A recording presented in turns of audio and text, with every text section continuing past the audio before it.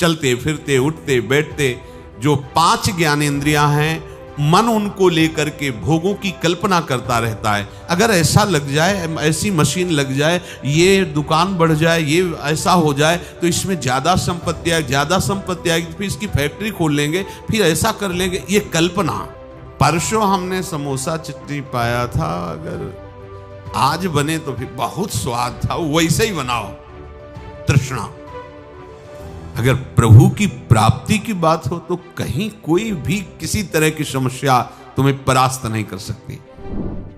अगर आप शास्त्र सम्मत चलेंगे तो जितने लोकांतर के सुख हो आपके चरणों में लुटेंगे, जितनी सिद्धियां हो सब आपके सामने हाथ जोड़े खड़ी रहेंगी। ये भगवत मार्ग है, तुम्हें हमारी कसम है। हे शरणागतो, तुम्हें हमारी कसम है, हमारी इस बात पर विश्वास कर लो।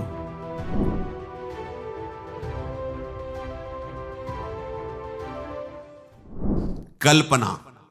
प्रायः सबके हृदय में विषयों की कल्पना होती रहती है।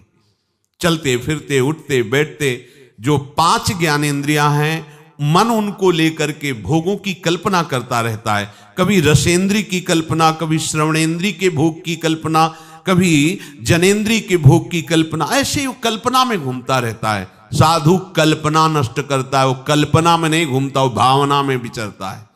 साधु और संसारी पुरुष में अंतर है, संसारी पुरुष कल्पना में विचरता है। अगर ऐसा लग जाए, ऐसी मशीन लग जाए, ये दुकान बढ़ जाए, ये ऐसा हो जाए तो इसमें ज़्यादा संपत्ति आएगी, ज़्यादा संपत्ति आएगी, फिर इसकी फैक्ट्री खोल लेंगे, फिर ऐसा कर लेंगे, ये कल्पना। ऐसा मकान बन जाए, यहां ऐसा ऐसा ऐसा, वो कल्पना में विचरता रहता है।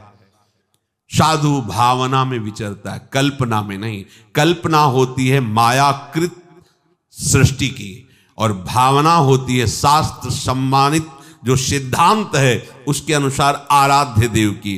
साधु भावोत्सवेन भजताम रस काम धेनुम। साधु भावना करता है, कल्पना नहीं करता। साधु कल्पना को मिटा देता है। देखो, कभी कल्पना तो नहीं होती तुम्हारे हृदय में, भावना होती कि कल्पना। यदि कल्पना तो अभी हृदय संसारिक है, मिटाओ उस कल्पना को भावना के द्वारा। भावोत्सवेन भजताम। कभी ऐसा होगा क्या, किसी लाडली लाल कृपा करके हमारे नेत्रों के सामने आएंगे और हमें पुकारेंगे और कहेंगे तू मेरा है, देख आज से मैं तुझे अपनी सेवा में रखती हूं। कभी ऐसा होगा? कभी श्री जी अपने गले की माला प्रसादी हमें देंगे, कभी श्री जी अपना पाया हुआ पान प्रसाद हमें देंगे। क्या कभी लाडली जू के गोरे चरणों को अपनी गोद में लेकर के धीरे धीरे उनमें महावर की रचना, क्या ऐसा सौभाग्य होगा?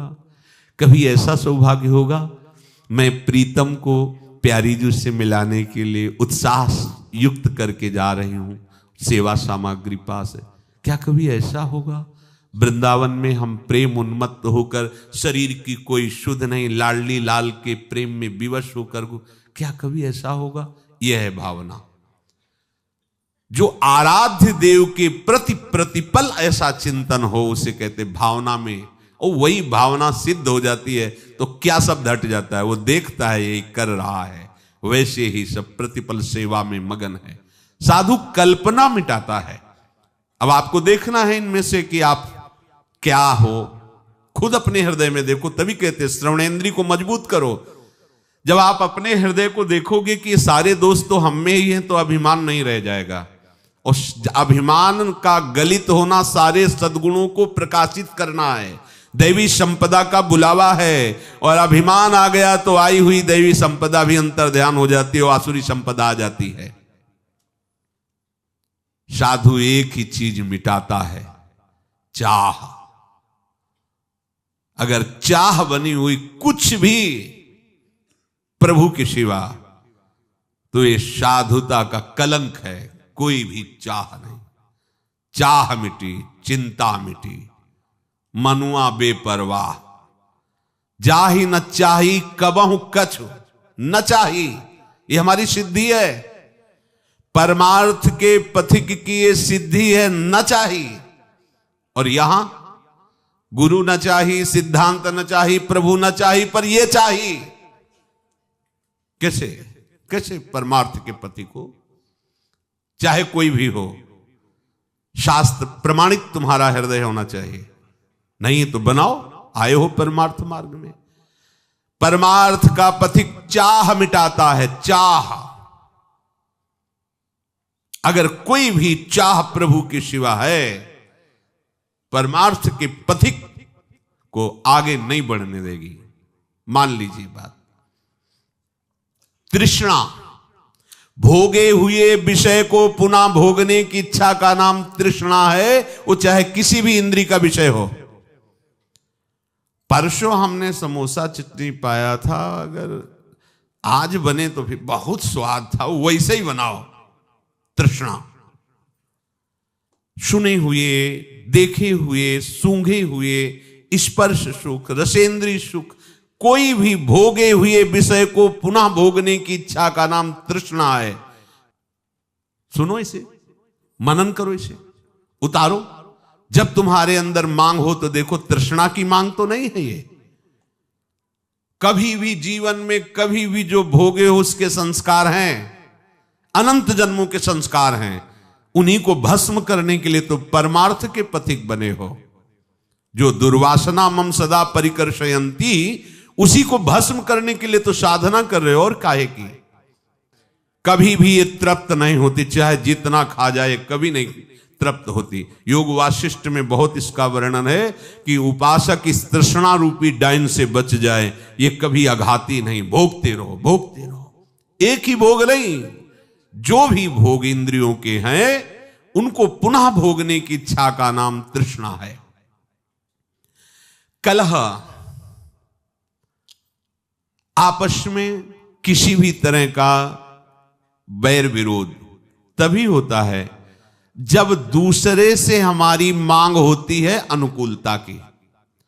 ये कलह शब्द वहीं प्रकट होता है जब सामने वाले से मांग होती है अनुकूलता की, और जब हम अपने कर्तव्य का पालन करते हुए उसके अनुकूल के रहने की बात करेंगे तो कलह शब्द है ही नहीं। धर्म से हमारा क्या कर्तव्य सामने वाले के प्रति, इसका पालन करोगे, कभी कलह नहीं हो सकती। कलह तभी होती है जब सामने वाले से अपनी अनुकूलता की मांग होती है, तभी कलह प्रकट हो जाती है। चाहे वो कोई घर का हो, पड़ोसी हो, देश का हो, विदेशी हो, कोई भी हो, तभी कलह होगी जब सामने वाले से अपनी अनुकूलता की मांग होगी। यदि अपने धर्म से, अपने कर्तव्य का पालन सामने वाले के प्रति करें तो कभी कलह नहीं हो सकता, कहीं भी कलह नहीं हो सकता।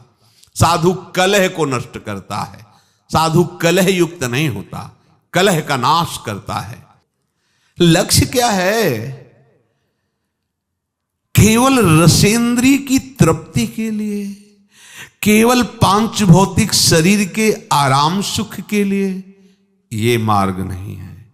ये मार्ग तो इसी बात के मिटाने के लिए है, इसी बात के मिटाने के लिए। पर समझ कहां आती? समझ है ही नहीं। अगर प्रभु की प्राप्ति की बात हो तो कहीं कोई भी किसी तरह की समस्या तुम्हें परास्त नहीं कर सकती। प्रभु सामने है ही नहीं, तुम्हारे लक्ष्य में ही नहीं है, तभी तुमको ये विषय अनुकूलता दिखाई देती है, तभी तुमको ये संसार सत्य लग रहा है। भूल मत करो, बहुत बड़ी भूल है।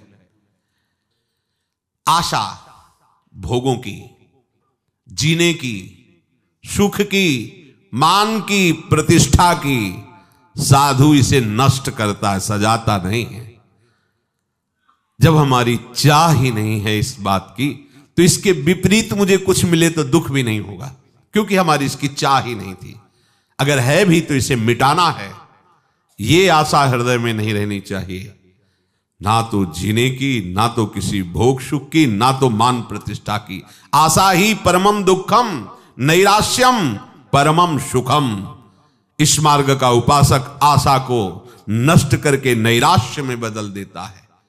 उदासीनति रही गुसाई, कहां समझ में आता है? क्या सुना है?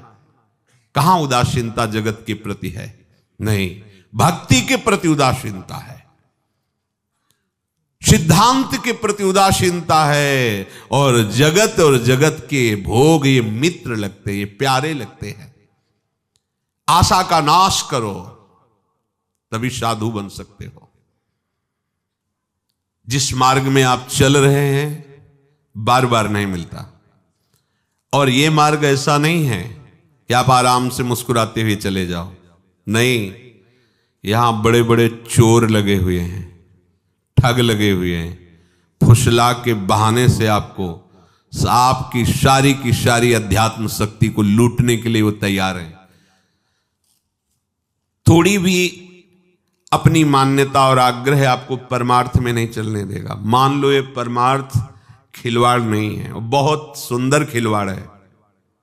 दोनों बातें, जिसने मनमानी आचरण छोड़ दिया, गुरु वचनों पर चलने लगा, उसके लिए खिलवाड़ है परम पद। और जो मनमानी चलता है वो कभी भी इस पर्वत को लांघ नहीं सकता। नाना प्रकार की वासनाओं का इतना बड़ा पर्वत है, आप लांघ तेति दुर्गम शैल विशाला नहीं पार कर सकते। और यदि कृपा पात्र बन गए तो मूकम करोति वाचालम पंगुम लंघयते गिरिम। पंगुम लंघयते गिरिम, पैर भी ठीक नहीं फिर भी पार चढ़ जाओगे। यत कृपा तब हम बंदे परमानंद माधवम, वो माधव की कृपा का जो आश्रय ले लेता है सब बात बन जाती। कृपा पात्र वही होता है जो अपना आग्रह दुराग्रह नहीं रखता, केवल शास्त्र सम्मत मार्ग का अनुसरण करता है। शास्त्र क्या कहते हैं ये हमारी समझ ठीक नहीं बैठती, तो गुरुदेव क्या कहते हैं ये बात हमें समझनी होगी। हमारी श्रवणेंद्र ही कमजोर है, 5-5 वर्ष से सत्संग सुन रहे, कोई फर्क ही नहीं पड़ रहा। क्यों? क्योंकि लक्ष्य ही नहीं है भगवत प्राप्ति। अगर भगवत प्राप्ति लक्ष्य है तो कभी कभी वही आराध्य देव गुरुदेव प्रतिकूलता का स्वांग रचते हैं, तो उस उपासक के हृदय का लक्ष्य जो है वो उसके हृदय में छा जाता है और निर्णय निकलता है कि अब मेरा अस्तित्व क्या है। ये चाहे प्रशंसा करे, माला पहनावे या अपमान करे, निंदा करे, अब मैं बचा ही नहीं, ये अपनी ही प्रशंसा कर रहे, अपनी ही इनका खेल है। अब मेरा अस्तित्व क्या है? मैं ये है। जो भगवत लक्ष्य को दृढ़तापूर्वक स्वीकार करके चलने वाला उपासक, उसकी ये स्थिति होती है, उसको इससे कोई परवाह नहीं होती। पर श्रवणेंद्रिय कच्ची है, सुना ही नहीं अभी तक। ये आश्चर्य की बात। पानी में मीन पियासी मुझे सुन सुनी आवे हांसी, जल में खड़ा है भी प्यास प्यास रट के मर रहा है। अरे थोड़ा ग्रीवा झुका देख, जल में खड़ा है। थोड़ा अहंकार नीचा कर, अहंकार मिटा देख, अमृत समुद्र वृंदावन धाम में बैठा हुआ है। अब कौन सा तुझे सुख चाहिए?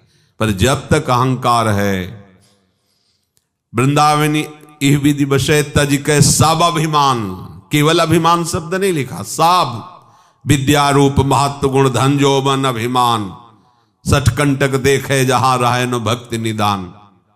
आए किस लिए हो? भगवत प्राप्ति के लिए। अगर नहीं तो समय नष्ट मत करो, एक मार्ग चयन करो, या तो प्रवृत्ति मार्ग या तो निवृत्ति मार्ग। निवृत्ति मार्ग तुम्हें अगर केवल इसलिए लग रहा है कि खान पान विश्राम और सुविधा, तो भूल मत करना, बहुत ही आपको भ्रम में फंसना पड़ेगा।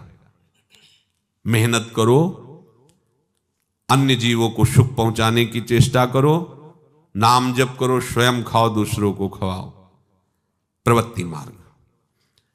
और घोर शासन युक्त रखकर अपनी इंद्रियों को अपने आराध्य देव के अनुकूल आचरण करते हुए पूरा जीवन व्यतीत कर दो, निवृत्ति मार्ग।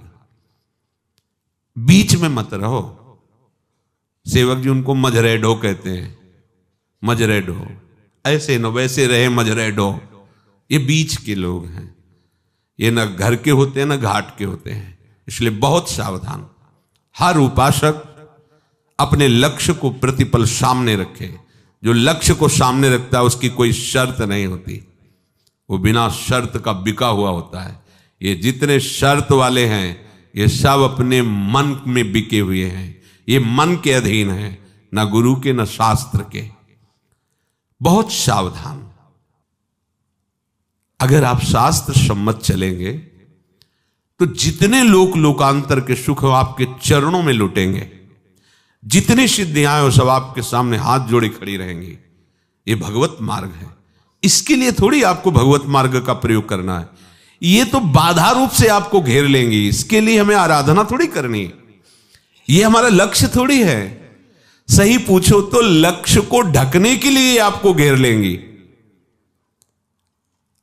और आप प्रभु के दास हैं, अनंत ऐश्वर्यशाली प्रभु आपके स्वामी हैं, तो मृत्यु लोक का ऐश्वर्य क्या चीज है? अरे ब्रह्मा का भी परमेष्ठी पद बहुत हल्का लगता है। जो हरिदास है, ब्रह्मा का भी पद बहुत हल्का लगता है। इन भोगों के लिए वो आराधना का प्रयोग करे, साधु वेश का प्रयोग करे, अपने शास्त्र ज्ञान का प्रयोग करे। ये तो बहुत ही बड़ा ज्ञान है, मान रहा है अपने को ज्ञानी। इसलिए सावधान। यही परलोक सकल सुख पावत, मेरी सो भैया कृष्ण गुण संचो। आचार्य चरण को शपथ देने की क्या जरूरत थी? विचार करके देखिए। तुम्हें हमारी कसम है, हे शरणागतो, तुम्हें हमारी कसम है, हमारी इस बात पर विश्वास कर लो। क्योंकि जानते हैं, पाए जान जगत में सब जन कपटी कुटिल कलयुगी टंचु। ये सब कलयुगी जीव कलयुग के द्वारा मलिन किए हृदय वाले, कपट छल वाले हैं, संशय वाले हैं। इसलिए कह रहे मेरी सो, तुम्हें मेरी शपथ है, यदि तुम कृष्ण के गुणों का गायन करोगे, उनका चिंतन करोगे, मनन करोगे, तो तुम्हें इस लोक में भी और परलोक में सदा सुख ही सुख मिलेगा।